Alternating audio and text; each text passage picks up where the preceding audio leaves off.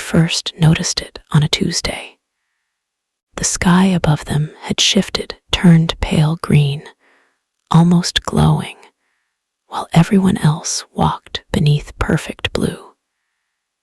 No one seemed to notice, but they did.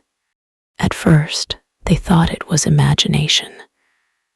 But each morning, the sky above them changed, not with the forecast, but with their feelings. And somehow, only they could see it. When they were anxious, thunderclouds formed soft, never threatening. When they were hopeful, the sky shimmered in colors they couldn't name.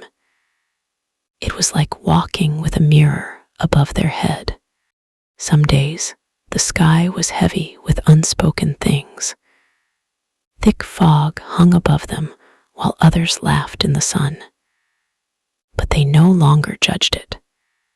They just noticed. They said, "This is where I am." They stopped explaining. Not because they didn't want to be understood, but because the sky already did. It moved with them, above them, for them. Quietly loyal, quietly true. One night they cried in bed. And outside the window, the stars rearranged themselves, shaping into a pattern only they could read. It said, "You're allowed to feel this." They began keeping a sky journal, not of weather, but of emotional forecast. Today, light grief with pockets of calm. Tomorrow, partly joy with a chance of longing. Others started noticing something different. Not the sky, but the calm around them. A softness in how they moved.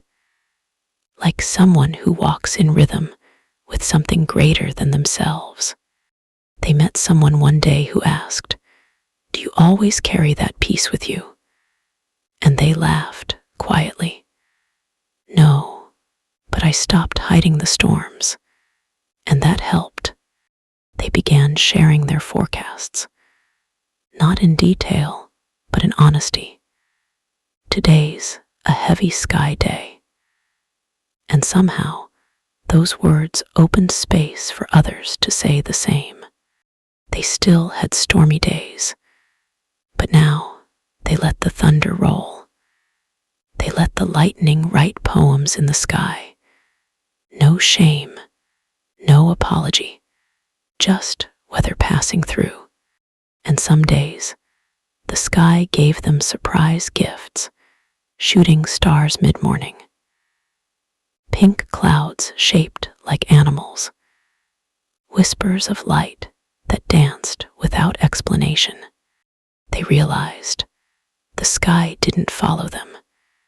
It asterisk belonged to now when someone asked, "How are you?" They sometimes answered, mostly clear with soft thunder.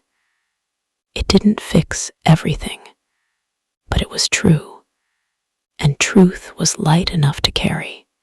And every morning, before checking news or schedules, they looked up and whispered, "What are we feeling today?"